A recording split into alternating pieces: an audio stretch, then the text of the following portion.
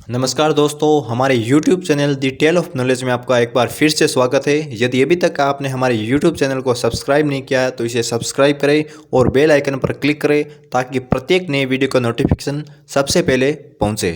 आइए हम आज की कक्षा शुरू करते हैं। प्रश्न क्रमांक 1 है, निम्नलिखित में से कौन सा देश 27 जनवरी को भारत मध्य एशिया शिखर सम्मेलन में भाग लेगा? तो डी इसका राइट आंसर है, ऊपर के सभी। 27 जनवरी को प्रधानमंत्री नरेंद्र मोदी भारत मध्य एशिया शिखर सम्मेलन की पहली बैठक की मेज़बानी करेंगे। इस बैठक में कजाकिस्तान, किर्गिस्तान गणराज्य, ताजिकिस्तान, तुर्कमेनिस्तान और उज़्बेकिस्तान के राष्ट्रपति भाग लेंगे। ये नेताओं के स्तर पर भारत और मध्य एशियाई देशों के बीच अपनी तरह का पहला सम्मेलन होगा, इसलिए डी इसका सही उत्तर है। आगे प्रश्न क्रमांक 2, फीफा सर्वश्रेष्ठ पुरुष खिलाड़ी का पुरस्कार किसने जीता? तो ए इसका राइट आंसर है, रॉबर्ट लेवांडोस्की। पोलैंड के कप्तान रॉबर्ट लेवांडोस्की ने लगातार दूसरे वर्ष के लिए फीफा सर्वश्रेष्ठ पुरुष खिलाड़ी का पुरस्कार जीता है। बार्सिलोना की मिडफील्डर एलेक्सिया पुटेलस ने सर्वश्रेष्ठ महिला खिलाड़ी का खिताब जीता। लेवांडोस्की ने द्विगत गैरेड मुलर के एक कैलेंडर वर्ष में सबसे अधिक गोल करने का रिकॉर्ड दिया है, इसलिए ए इसका सही उत्तर है। आगे प्रश्न क्रमांक 3, निम्नलिखित में से कौन सा कथन भारत के जलवायु खतरे और भेद्यता एटलस के बारे में सही है? 1, इसे जलवायु अनुसंधान और सेवा CRS कार्यालय के वैज्ञानिकों द्वारा विकसित किया गया है। 2, एटलस ने प्रत्येक भारतीय जिले के लिए शून्य, निम्न, मध्यम, उच्च और बहुत उच्च श्रेणी से लेकर जोखिमों के साथ भेद्यता की एक श्रृंखला प्रदान की है। सही कोड चुने तो सी इसका सही आंसर है। एक और दोनों कथन सही है। भारत मौसम विभाग IMD ने भारत का पहला जलवायु जोखिम और भेद्यता एटलस लॉन्च किया है। ये एटलस 14 चरम मौसम की घटनाओं और स्थानीय आबादी, आजीविका और प्रत्येक जिले की अर्थव्यवस्था को होने वाले जोखिमों पर आधारित है। भारत के जलवायु भेद्यता एटलस को जलवायु अनुसंधान और सेवा कार्यालय के वैज्ञानिकों द्वारा विकसित किया गया है। ये एटलस प्रत्येक भारतीय जिले के लिए शून्य, निम्न, मध्यम, उच्च और बहुत उच्च श्रेणियों के जोखिमों के साथ कई प्रकार की भेद्यता प्रदान करता है, इसलिए सी इसका सही उत्तर है। आगे प्रश्न क्रमांक 4, Bose the untold story of an inconvenient nationalist के लेखक कौन है? तो बी इसका राइट आंसर है, चंद्रचूड़ घोष इसके लेखक है। चंद्रचूड़ घोष ने नेताजी सुभाष चंद्र बोस की जीवनी लिखी है। Bose the untold story of an inconvenient nationalist इस जीवनी का शीर्षक है। इसे पेंगुइन रैंडम हाउस इंडिया द्वारा फरवरी में रिलीज किया जाएगा और इसलिए बी इसका सही उत्तर है। आगे प्रश्न क्रमांक 5, निम्नलिखित में से किस संगठन ने जनवरी 2022 में सारथी मोबाइल ऐप लॉन्च किया है? तो राइट आंसर इसका ए है, सेबी। भारतीय प्रतिभूति और विनिमय बोर्ड सेबी ने निवेशक शिक्षा के साथ सारथी मोबाइल ऐप लॉन्च किया है। ऐप हाल के बाजार के घटनाक्रमों तथा पहुंच बढ़ाने में मददगार होगा। इसका उद्देश्य निवेशकों को प्रतिभूति बाजार के बारे में सटीक ज्ञान के साथ सशक्त बनाना है। ऐप का उद्देश्य निवेशकों के बीच प्रतिभूति बाजार, KYC प्रक्रिया, व्यापार और निपटान, म्यूचुअल फंड आदि की बुनियादी अवधारणाओं के बारे में जागरूकता पैदा करना है, इसलिए ए इसका सही उत्तर है। आगे प्रश्न क्रमांक 6, जनवरी 2022 में हिंदुस्तान एरोनॉटिक्स लिमिटेड HAL ने एक एडवांस लाइट हेलीकॉप्टर ALHMK-3 के निर्यात के लिए खालिस्तान सरकार के साथ अनुबंध पर हस्ताक्षर किए। तो बी इसका राइट आंसर है, Mauritius. Hindustan aeronautics limited HAL ने मॉरिशस पुलिस बल के लिए एक एडवांस लाइट हेलीकॉप्टर के निर्यात के लिए मॉरिशस सरकार के साथ अनुबंध पर हस्ताक्षर किए हैं। मॉरिशस सरकार पहले से ही HAL निर्मित एडवांस्ड लाइट हेलीकॉप्टर और DO 228 विमान संचालित करती है। ALHMK-3 5.5 टन श्रेणी में एक मल्टी रोल मल्टी मिशन बहुमुखी हेलीकॉप्टर है, इसलिए बी इसका सही उत्तर है। आगे प्रश्न क्रमांक 7, स्ट्रीट्स फॉर पीपल चैलेंज के विजेताओं के रूप में कितने शहरों का चयन किया है? तो इसका राइट आंसर है सी, 11। केंद्रीय आवास और शहरी मामलों के मंत्रालय ने स्ट्रीट्स फॉर पीपल चैलेंज के विजेताओं के रूप में 11 शहरों का चयन किया है।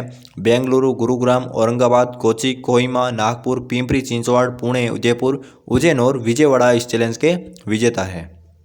सड़कों को पैदल यात्रियों के अनुकूल बनाने के लिए इन शहरों को उनकी पायलट परियोजनाओं के लिए चुना गया है, इसलिए सी इसका सही उत्तर है। आगे प्रश्न क्रमांक 8, हाल ही में आर्थिक मामलों की कैबिनेट समिति ने भारतीय अक्षय ऊर्जा विकास एजेंसी लिमिटेड में खाली स्थान के इक्विटी निवेश को मंजूरी दी है, तो इसका राइट आंसर है 1500 करोड़।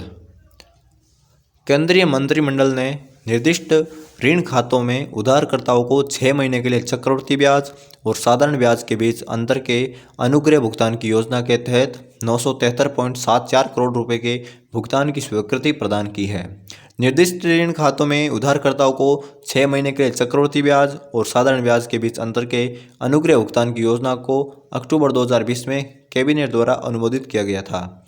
आर्थिक मामलों की मंत्रिमंडलीय समिति ने भारतीय अक्षय ऊर्जा विकास एजेंसी लिमिटेड में 1500 करोड़ रुपए के इक्विटी निवेश को भी मंजूरी दी है, इसलिए ए इसका सही उत्तर है।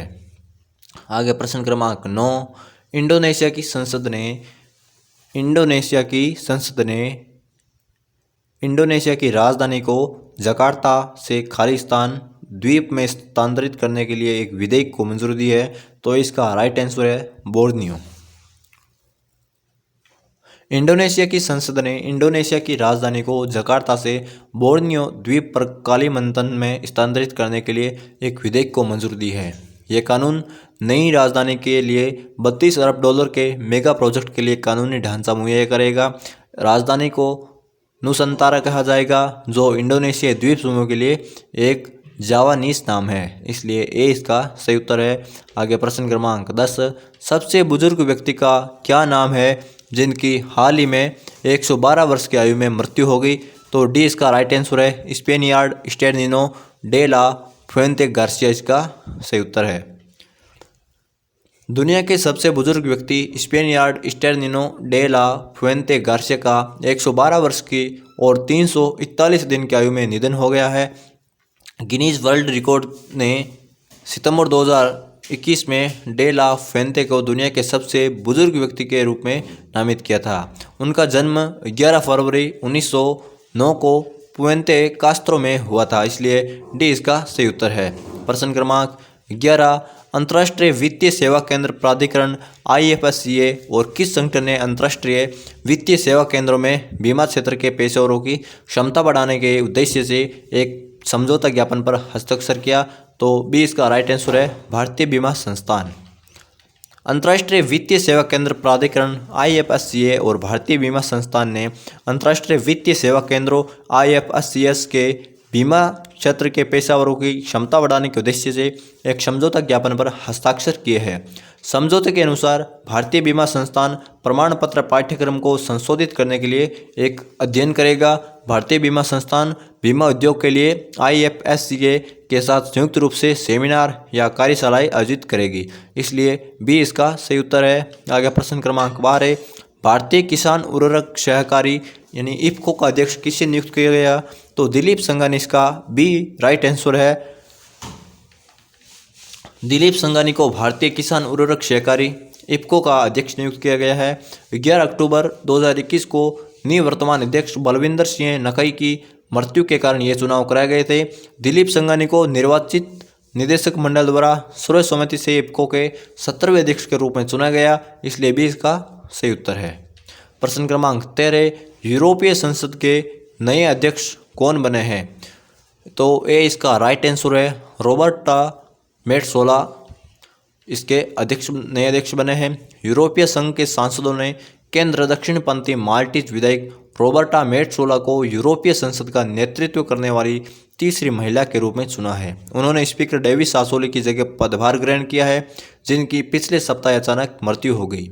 यूरोपीय पीपुल्स पार्टी के सदस्य मेट्सोला ने 458 मतों के साथ भारी बहुमत हासिल किया, इसलिए ए इसका सही उत्तर है। आगे प्रश्न क्रमांक 14, कैबिनेट द्वारा राष्ट्रीय सफाई कर्मचारियों के कार्यकाल को कितने वर्षों के लिए बढ़ा दिया गया है, तो डी इसका राइट आंसर है 3 साल। प्रधानमंत्री नरेंद्र मोदी की अध्यक्षता में केंद्रीय मंत्रिमंडल ने सफाई कर्मचारी आयोग एनसीएसके के कार्यकाल को बढ़ाने की मंजूरी दे दी है। एनसीएसके का कार्यकाल 31 मार्च 2022 से आगे 3 साल की अवधि के लिए बढ़ा दिया गया है। पूरे देश में सफाई कर्मचारी और पहचान किए गए मेलट होने वाले इस आयोग के मुख्य लाभार्थी है, इसलिए डी इसका सही उत्तर है। एक बार फिर से इनका स्पीड रिवीजन कर लेते हैं। प्रश्न क्रमांक 1 है, निम्नलिखित में से कौन सा देश 27 जनवरी को भारत मध्य एशिया शिखर सम्मेलन में भाग लेगा? तो डी इसका राइट आंसर है, ऊपर के सभी। प्रश्न क्रमांक 1, निम्नलिखित में से कौन सा देश 27 जनवरी को भारत मध्य एशिया शिखर सम्मेलन में भाग लेगा?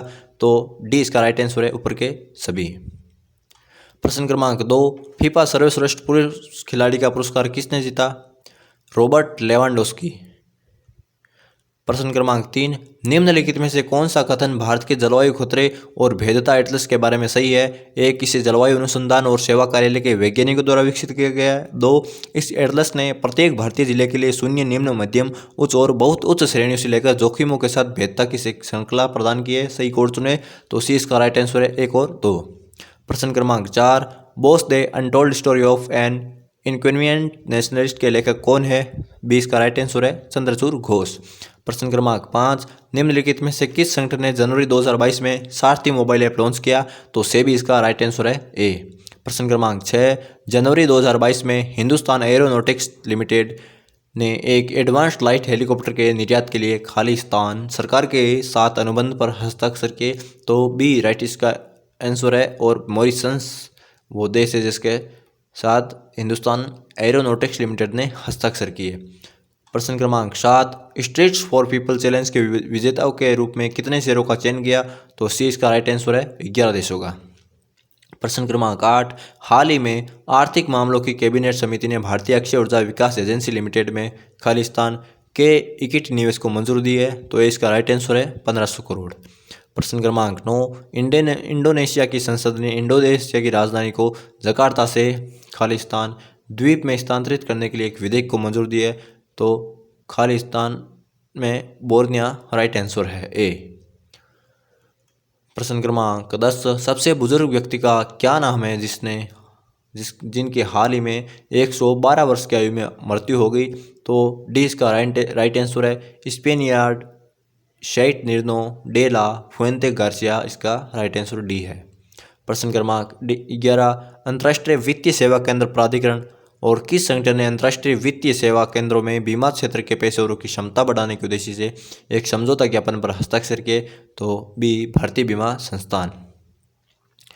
प्रश्न क्रमांक 12, भारतीय किसान उर्वरक सहकारी का अध्यक्ष किसे नियुक्त किया गया? बी दिलीप संघानी।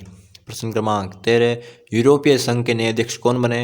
ए रॉबर्टा मेट्सोला। प्रश्न क्रमांक 14, कैबिनेट द्वारा राष्ट्रीय सफाई कर्मचारियों के कार्यकाल को कितने वर्षों तक बढ़ा दिया गया है? तो डी इसका राइट आंसर है, 3 साल।